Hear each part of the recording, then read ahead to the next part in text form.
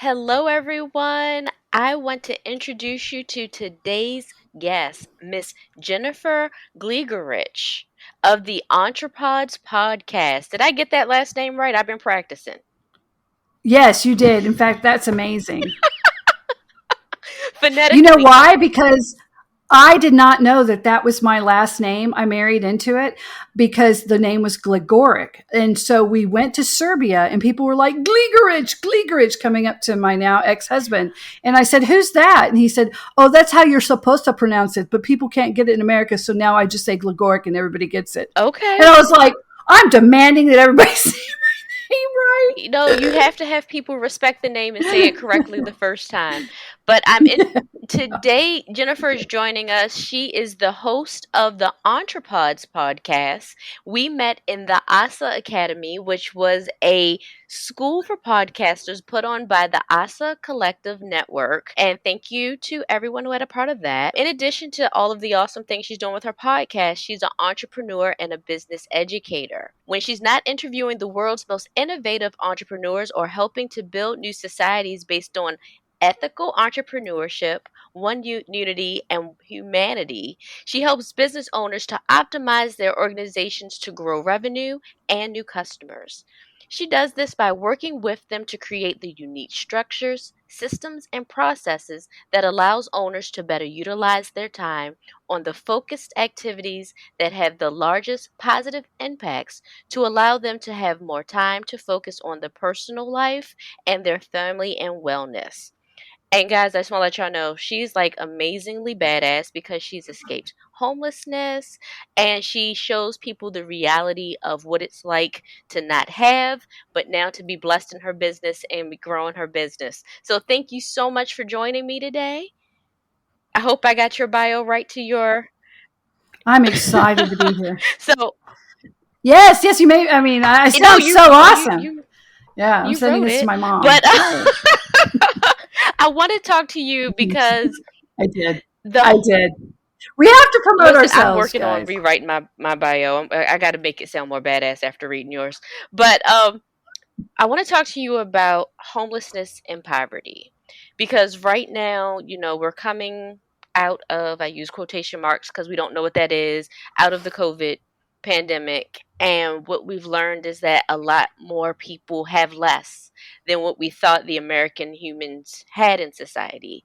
What can you tell us about classism and what you've seen and what you tell people to build their businesses to prevent poverty? How can we bring each other up? Okay, well, it's one of the things it's important to realize is that what we're being told on social media and TV, I'm just going to tell you, it's pretty much all lies. Like one of the last, like wild, wild west for truth is podcasts like this. So I have literally moved to listen to more podcasts because there's real voices and it's reality. And I'm going to tell you, I was really homeless. I wasn't like someone who was just, with friends and going to different houses, but my life wasn't that bad. There were days in a row that I didn't eat. I would stay at the Covenant House shelter. Thank God. God bless Covenant House for helping underage kids who were homeless like I was. And sometimes I didn't have a place. It was just wherever I could sleep. And there's many stories about that. But like, for example, if you're a woman, there's a certain time a month it really sucks to be homeless because you need access to certain products, and all you can get is those brown things that the brown paper hand towels that you get from a 7-Eleven, and you have to learn to sleep standing up because you can't lay down anywhere on the ground because that attracts bugs and roaches and rats and Wow. things. And people don't think about those basic things that I had to think about a lot, just sitting my face on my forehead, like behind this building, and just like I can sleep just a little bit standing up and not to fall down. Like you don't think about that, or access to a clean bed where it's not a leaky roof because it's an abandoned Wow. building, what it's like to be dry, and so when you come from that, and I'm going to tell you, there are so many people who live like that, and they're around you every day. I know who they are now. They're in the stores and they look okay because people have pride. They're not going to tell you how bad it is. And that's why it's so shocking when you see hoarders. It's so shocking when you see these cops episodes. It's shocking on TikTok and people are like, girl, look at that bathtub, look at that house. And they say something because it's just like we are conditioned that everybody's lives are these fake things. And we don't realize that there are 17 million white Americans that live at under $1 a day. Wow. There are 12.1 Black Americans, 9.1 Hispanic Americans, and then there's like 5.6 Asian and other. That is 40 some odd million people living in $1 a day. They're all around us and you're just not noticing them. So one thing to realize for that is you can get out of it. Your mindset is the only thing that can truly help you to get out of that level of poverty. So if you're unhealthy, if you're addicted, if you have a disease, it's going to be much harder for you. And I can't speak to that because thank God, for the grace of God, I did not have to worry with that. But people helped me. There are tremendous people at Covenant House helped me. And one of the most important things that I was told, there's this great lady, and she came here from Haiti. I was in South Florida at that time, and her family had immigrated here, and she had the most wonderful personality and the most beautiful speaking voice. She just sounded like she was a queen, and she was working as a counselor. And she always made such an impression because her carriage and her voice. And I remember joking, I was like, yeah, but not everybody gets to come from as much money or, privilege. And this was like the 80s, right?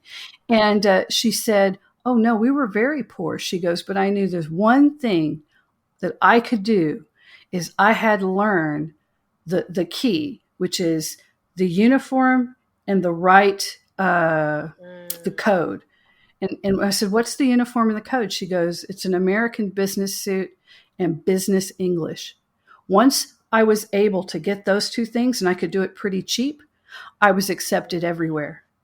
And it didn't matter that I was poor. It didn't matter I was from Haiti. It didn't matter anywhere else. People looked at me different. They could strip me down naked and even take the suit away. But my carriage and my business voice, and that just stuck with me because I am from Texas. So I had an accent. I've worked very hard to be able to present myself in a certain way. Now, if I get angry, if I start crying, then the y'alls and the ain'ts and the what can'ts, there's a lot of stuff that can come out. But I learned that.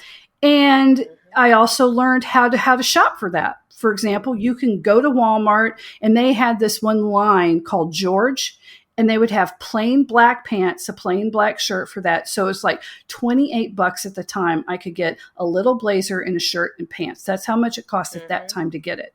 But it was clean. It had nice lines on it. It wasn't very fancy, but that was an interview outfit that I had because I only had one and I'd wear it all the time. And I tried to keep it, clean, but I practiced my voice. I practiced what I would say.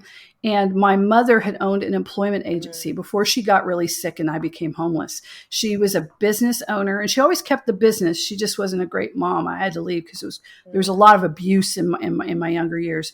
But if you would see my family now, you would think that I would grown up with a silver spoon in my mouth. But there was this time period where everybody went to crap, right, kind of when I needed them.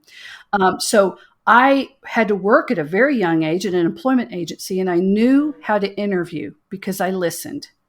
And I knew the power of a job and how it transforms people. I've had a career as a coach and a consultant, mostly in HR, helping people work better, work smarter, because it's what we do for the majority of our day. It's our gift to the world back, right? So I took what little skills I could get as a kid in that, and I worked on them. It was a lot of work, and she helped me, and other wonderful people helped when I could get the help. And I just never gave up, and I never succumbed. She taught me an attitude, a certain attitude you have when you're dealing with bad people, junkies and human traffickers and the Epsteins of the world. Because at that time, I was really, really cute. and there were bad people in South Florida, and they were looking Right. for, girls who had no one. So I would talk about my big family, and I would just say, yeah, I'm in a thing right now, but I've got to call my mom. And, if things get really bad, I'll go back. And I just alluded to the fact Yes. that there were people. I had some people, right?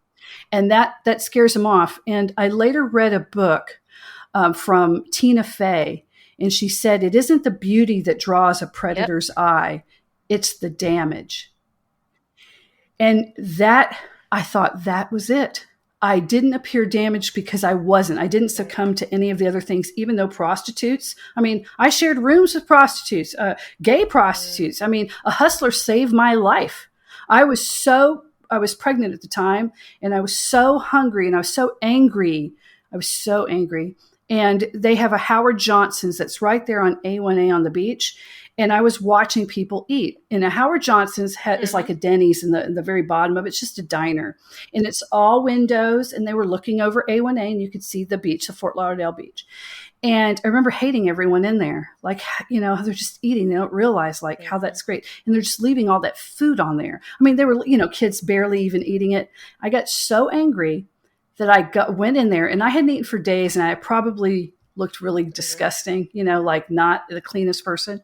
And I sat down on a table of a big family that left, and I started eating all their leftovers. And everybody got real quiet. And I got up after I ate their leftovers, and I went to another table, and I started eating just out of I was mad. And the waitress came, and she had crumpled up dollars, and she said, you're going to have to leave after this one. And instead of being grateful to her for taking her hard-earned money as a waitress to try to like feel sorry for me, I like snatched it out. And I still feel bad about this. If you're that waitress and you're listening, I'm very grateful you did that. I was just in a really bad place. And I walked out, and another kid that was in the homeless shelter came in, and he was like, hey, do you need a place to stay? Because you look really bad. And I just watched that. That was a pretty interesting scene. And I was like, and I was like near tears at that point and so upset.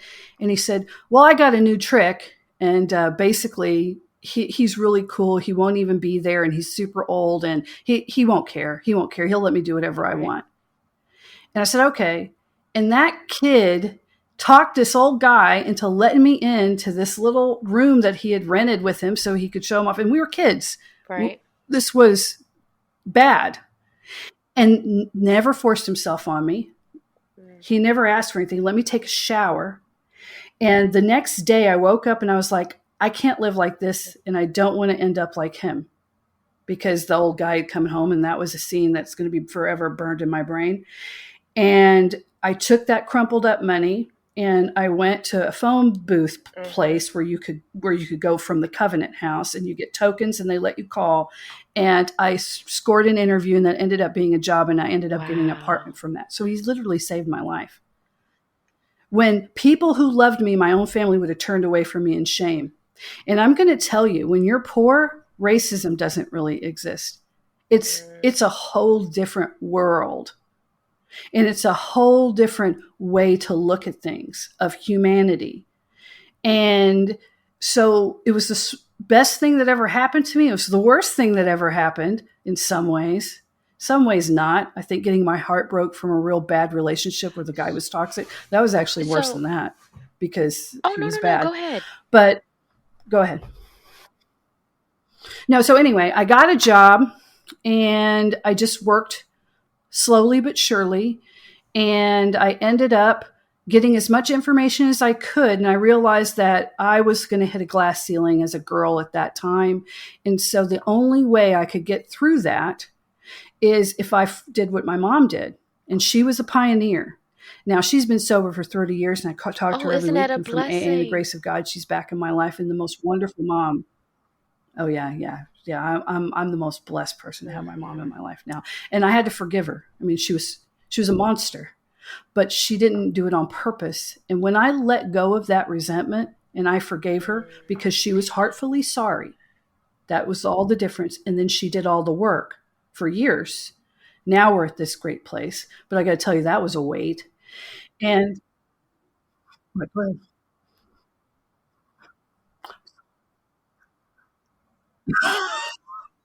So Well, wait, Jennifer, let me tell you something. Like, okay, listen.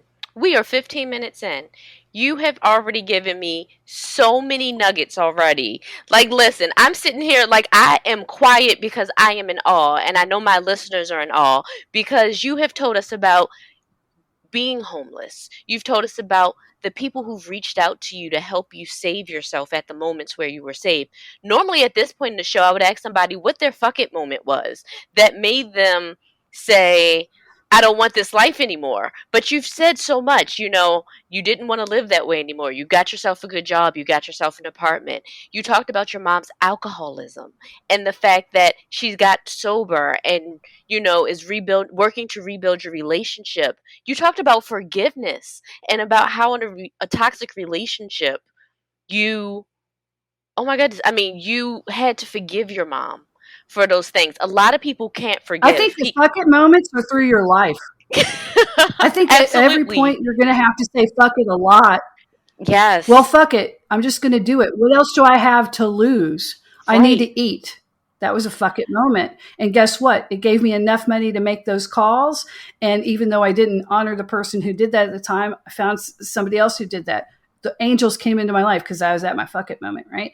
And Mhm. then after that, I ended up working for a company called AdMax. They're here somewhere. And they dealt with luxury advertising. So if you were selling a Mhm. boat, art, a thoroughbred horse, or a luxury car, then you would go to AdMax and then they would have one ad in all of the luxury magazines saying, are you looking for something? We have all the people in the country that are selling it. Because at that time, if you would have just put an ad for a Lamborghini in Timbuktu because you had one, what are the chances of you selling it? If you went Right. nationwide, it was there. So I telemarketed. And I beat out, literally, I was sitting there with people going, I have a master's degree, I have a this, I have a that. And I basically zhuzhed up the most ridiculous resume you've ever seen. And instead of putting that I was living in the Covenant House, I put apartment number instead of the dorm number. I put Mhm. apartment number 2 so it would go through their thing. And I said, fuck it. I'm just going to do it. I'm going to do whatever I can to get this because this is what I need. And that's it. And so there's many times I lost 2 businesses during COVID. And Mhm. I was looking at insolvency and bankruptcy just last year. And then I said, well, let me just reach out to people. And then one person came through my LinkedIn, Jonathan Gehrig with Armor Up Consulting. And I thought, I feel like I need to talk to him. Well, he's not going to talk to me. That guy's way up here. And here I am losing businesses. And he's helping high level entrepreneurs grow businesses. And I thought, well, fuck it. What's the worst Mhm. thing that can happen? I ended up getting a part scholarship to go into that program, which I could not afford to do, but I said, fuck it. And I did it. Right. I ended those companies and still scale them. And I ended them way before I ever would have done on my own because I would have pushed it off the edge probably out of just sheer desperation. And Mhm. that mastermind group pulled me out of myself, helped me refocus back on fractional consulting and really just pivoted everything. And then I rebranded the podcast and now we're like doing gangbusters. So Guys, you got if to say you fuck it a lot. You have to say fuck it a lot. And guys, if you are looking to learn about business development, the Entrepods podcast is the real deal. Like, I listened to a couple of your episodes. I listen to everyone's episodes or read their material before they come on a guest as a show. And I was like, oh my God, I'm so honored she wants to be a part of this because your story needs to be a book, a lifetime movie, let's market it like whatever she is I'm telling you talking to book people truth. right now for it. Do it, do it, do it. No, but this is truth and I listened and I talked to so many people who are down on their luck, who are feeling sorry for themselves. We all feel sorry for ourselves when our reality looks really bleak. But one thing you said is Well, that yeah, you had some light come to you in various points of your downtimes and you embraced that light no matter what it looked like. And that is but important. so many people are afraid to take chances because we don't trust, because we are afraid we're going to get burned again. Like you said, a bad relationship will fuck you up. So what advice do you have to people to identify that an opportunity is a good opportunity? Well, number one, if you're really aligned, you have to know yourself. So you have to think about where you're going. One of the first things that you do is your mindset. So let's say you want to have a business, you want to do whatever. You've got to have radical honesty and acceptance. That is the key to change. So you've got to just say, well, I want the love of my life, but I'm 50 pounds overweight. I'm 50 years old, and I haven't been going out of the house or taking care of myself, and I drink too much. And then, so that's radical honesty, and then you radically accept it. So this is where I am. Does that mean that I am unable to get love? No, it doesn't. So this is what I'm dealing with right now. Can I change anything in what I'm going to do? And then you make a path towards that radical honesty and acceptance. And that's personal, but you do it at work. The best business owners do that in their jobs. They think about their exit strategy, and because everything changes. So you get to that one point, and then you live in gratefulness. That's very important, not resentment. Resentment is a killer of all and destroyer of all dreams and hopes. So you live in gratefulness for what you have. And then you're a higher power. I'm going to go to every 12 step for you need to understand there's a higher power greater than yourself. For me, it's God.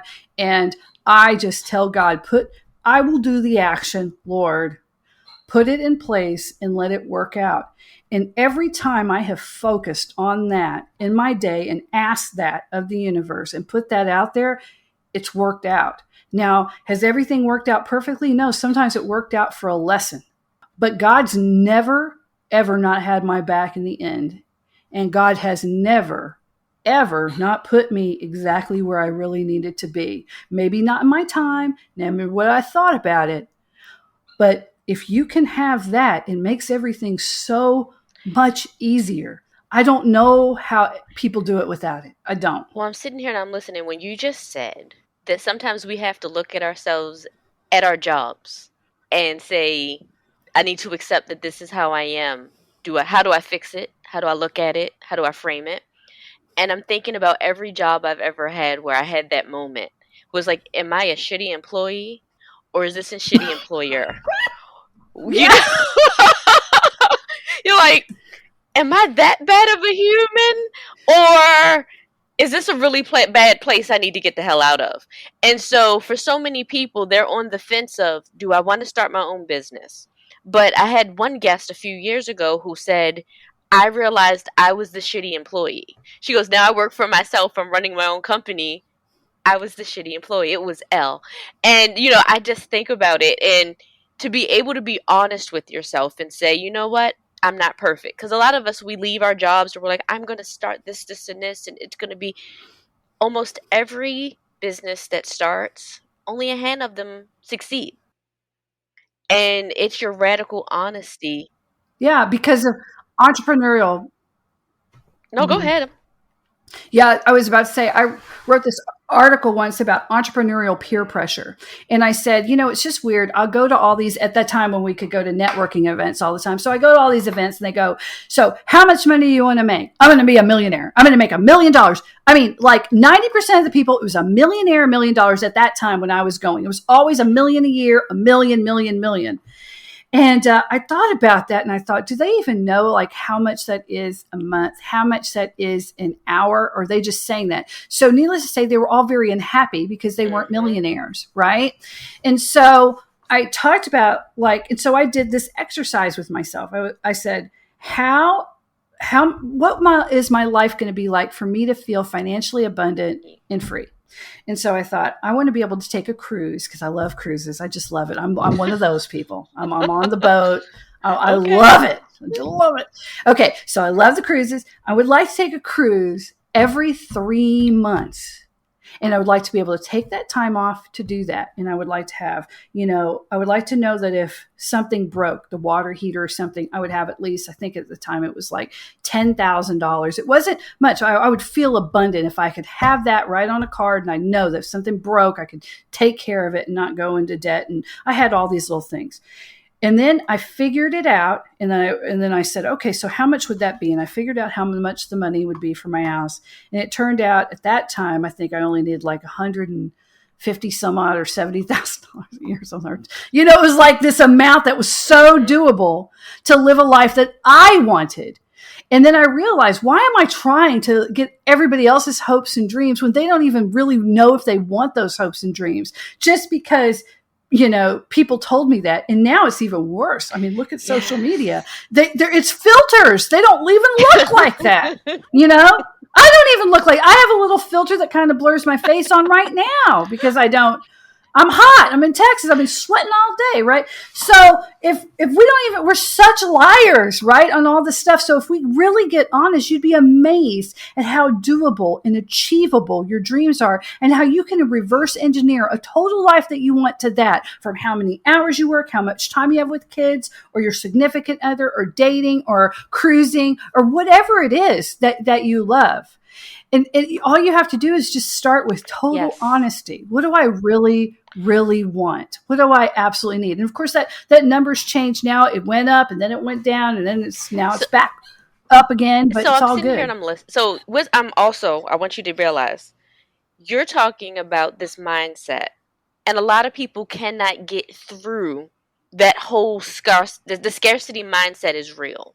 What do you say to people who can't get through the fact that, oh my God, my account's overdrawn? Oh my, I'm never going to be never going to be a success because my podcast numbers are low. I'm never going to be a success because the last contract I had canceled on me. What do you say to someone who really feels like they're at the end of their rope, but has a dream? What can you tell them? What do you say to them?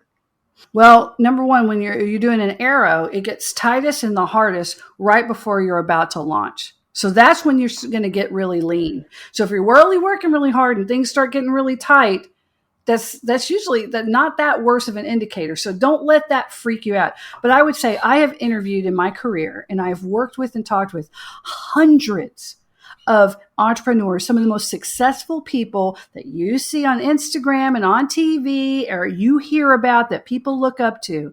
And every single one of those people does the exact same thing. They have a positive mindset and they have a routine that they cling to, that they do. So I would just say, now you believe in reality, right? So if everyone that is successful has this one thing, they all say the same thing. It's your mindset. It's how you think. If you can or you can't, it's really up to you. It doesn't matter if you're dead broke or whatever, you can get out of that, but you have to start making a positive step a day. Come up with a plan, get a positive mindset, think you can, and then every day just do whatever you can towards that goal. And if you do that, there's no way you're going to be unsuccessful unless you ruin it. You ruin it. But it's up to you. You are the most powerful creature on the planet. Don't let everything else, and it's hard because I'm really into politics. And right now I'm so pissed I can't even say it. And then I have to walk away from it and go, look, that is a whole other reality. And I have to even just divorce myself from that and say, I don't accept that. I don't take that in. In fact, I refuse to even acknowledge that for myself because I have to have this. So you just need to get, I can't shake you and I can bring you the water and not drink, but I'm just going to say, if every other successful person in the world is saying, just do this, give it a try. What's the worst that can happen? If you keep on doing the same thing you're doing, you're going to get the same result. Like people come to me as a coach and they say, well, let me make some money and then I'll come back and I'll afford whatever. And I ask them, if you come to me and you say that, I may say this to you. It depends on your circumstances. But and how is that supposed to work? You already are saying you're not making any money. You already are doing this. You're already doing that. So how is that going to work? Tell me your plan. And then you have to come up with the plan. You just have to sometimes go, I'm going to get outside of myself, get help, get a mentor, somebody outside yourself. It can be anybody, right? But we don't do it alone. We're not meant to do it alone, So thank you for touching on that because tribe is so important. Creating a community, creating healthy systems. Sometimes our families aren't the support systems we need them to be. So finding a therapist, having a faith leader, having a mentor, having a coach, making sure you have an accountant, things of that nature, people who are going to keep you honest, because these goals sometimes they're overwhelming and it's really easy to deviate from the plan because you're feeling bad that day or you're feeling shitty that day. Somebody said something to you or you got a response on Instagram, like you said, isn't even real about something and it hurt your feelings. This entrepreneurship is not for the weak. It is not for hurt feelings. You have to keep pushing every day because the next dollar is dependent upon you and your systems that you have in place. Like, yes, you want multiple streams of income. Every day I see 75 people posting about their multiple streams of income. What is your plan to get to that point where you can create the multiple streams of income? You can talk to me till you're blue in the face about what your dreams are, but until there's an action plan, and I'm laughing and because you're preaching to me because I have this whole action plan in my bedroom where my kids think I've lost my mind, where it's sticky notes. Like, and we're doing this week and we're doing that. And it's quarter 3. It's time to launch this. And they're like, what is happening in here? But you have to get really strategic with these goals. Beginning of the pandemic, we all were feeling really sorry for ourselves watching our lives change. So it is wonderful, one, that you've just shared all of these tidbits and facts with you. And I can't wait for people to read them and then also be able to download the transcript and, read it for themselves if they're unable to hear. Another thing I want to say to you is you woke up one morning and realized that your life had changed a little bit because you had become a member of parliament. Would you like to talk about the Yes. nation that you are Yes. a member of? Yes. I was following. So I live in Galveston, and we are south of Johnson Space Center. So I actually went to school with kids whose parents were astronauts, and you knew about them. I mean, it's like a big community here. My sister works at NASA. My dad works at NASA, and so things that have to do with space or this, I'm just kind of like into, and there is a famous Russian billionaire, one of the richest people in the world, Dr. Igor Asher Bailey. He is the winner of World UNESCO Awards, the developer of the Star Wars space technology. And years ago, he said, these bordered societies aren't going to work, and we're going to have to protect humanity. So his Star Wars technology was to, how are we going to protect Earth against an asteroid? How are we going to do this? And he developed it. And now he's won, some of the most prestigious awards in science and technology on the planet. And he decided that, well, we have the technology now. We can make a digital nation, and we can take all the most brilliant scientists and teachers and educators and artists and lawyers, because you always need lawyers even in space, and develop a society that is one unity, one humanity. Because the way we're operating right now is not like that. There's division that's being created by the governments so people can be put in place. They need people to be put in their place. And so it's a type of freedom project. So I thought, well, this is interesting. And, it got poo-pooed, of course, at first.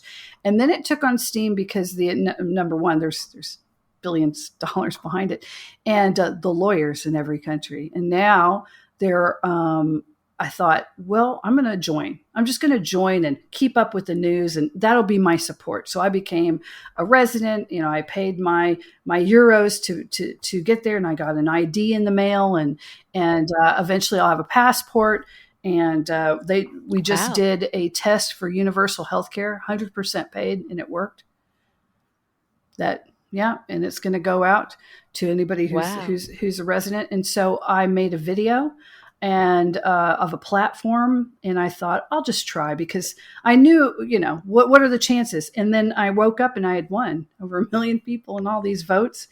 And I'm one of 150 members of parliament for the nation of Asgardia. And we have parliamentary meetings. We have 12 interpreters, and the Speaker for Parliament. So our Speaker of Parliament is a member of British Parliament, who's actually very well known. And the other members of Parliament, some are with the UN, and some are members of government in their respective countries. There's me. And I was like, why am I here? But they needed an entrepreneur, and they needed someone who knows how to build digital and scale the way I do. And I had to go through a lot of vetting. There's a complete background check and all the other Wow. stuff like that. And I made it, so I felt very legit after all I went through. And I'm learning, for all of my gripes about government, which I have a lot, now that I see it from the legislative end, trying to create the laws to develop it, and how many other voices that you have to listen to, how many other human experiences need to go into it, and then the lawyer's point of view, it's given me a deep appreciation Right. for the process. We have our digital settings where everybody comes together, and it is simulcast on television. So the next one is going to be the weekend of August 27th. So I will wake up 5 a.m. They do it early, and I'm there with everybody else, and I will present this time because Right.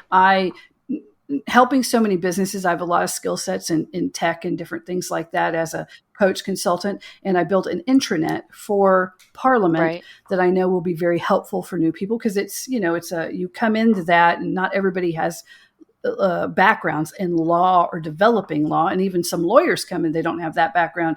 And so it kind of helps ramp people on, because onboarding, for all you business owners, onboarding is one of the most important things you can do to retain staff.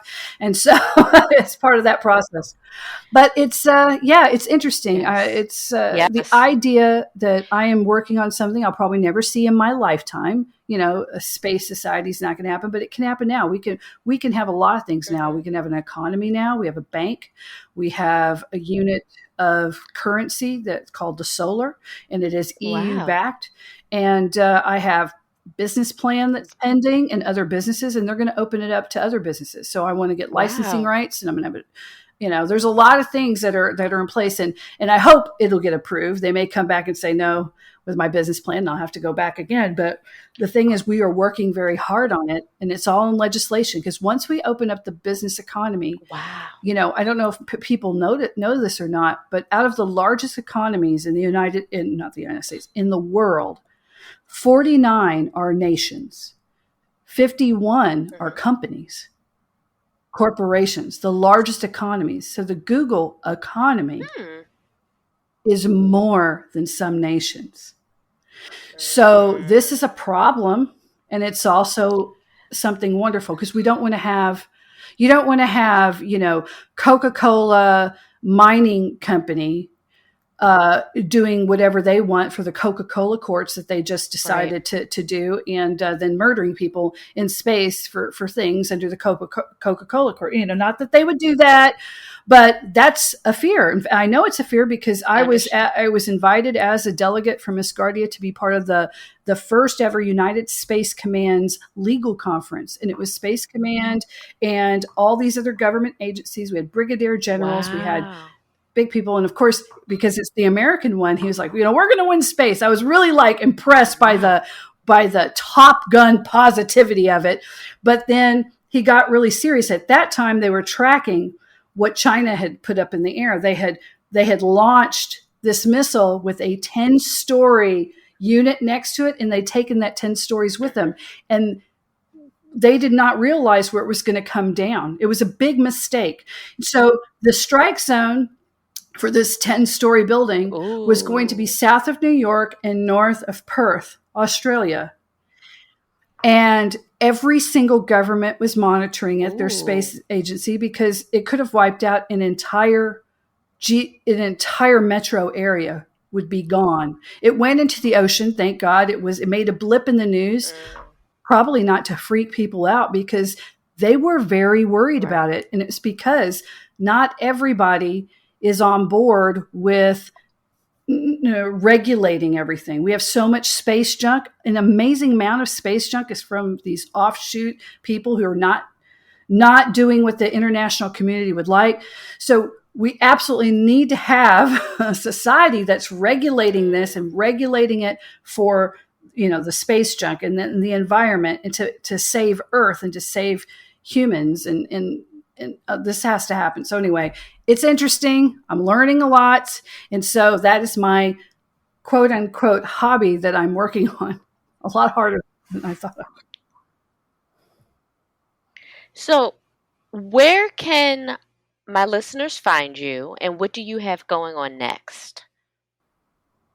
They can go to entrepods.com. That's entrepods.com. You'll find everything about me on there, all the podcast episodes, every platform on what we're doing next, Asgardia, whatever you want.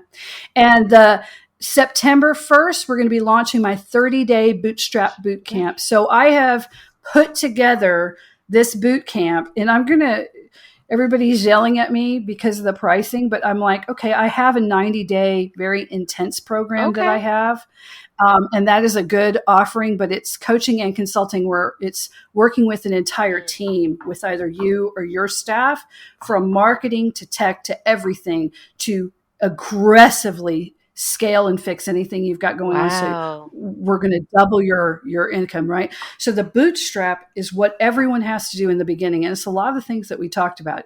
It's 30 days, and it's going to get, if you're brand new or just starting out, haven't started, but know you have to start it, or something's broke, then this is what you're supposed to do. And it's step by step by step. And I've literally taken it from the hundreds of the most successful entrepreneurs I've interviewed, and I know it works. I've done it. That's what got me out of not being, I had to do this or I would be bankrupt right now. And I'm not. I made it through closing 2 businesses, pivoting, rebranding. Okay. In the middle of COVID. So I know if I can do it using the same thing, that anybody's able to do it. I know. You're amazing. So yeah. No, I think you're amazing. I'm so excited to be on here, even though I said the F word, like my son's here, and so we don't say it in the house, and he's going to be like, there's a lot that's going in that swear jar, Mommy. Sorry about that. But no, so you have your boot camp starting. You have people, check it out. Make sure you check it out. Are you on any social media? I'm on all social media. In fact, I'm actually wanting to get off of some, because if you just put in the @ Entrepods, it'll bring up Twitter, Pinterest, Instagram, Facebook, everything that we're on. Just @ Entrepods, everything comes up. So yeah. Excellent. No, I want to thank you so much for all of these gems that you have provided to the listeners and to myself. I'm sitting here now like I need to get my routine together. I need to keep my mindset together, and I just thank you for joining us today. So, everyone, thank you for tuning into today's episode. Please follow Entrepods wherever you listen, wherever you spend your time online. She's apparently everywhere. And I will see you guys in a couple of days. Thank you for this episode.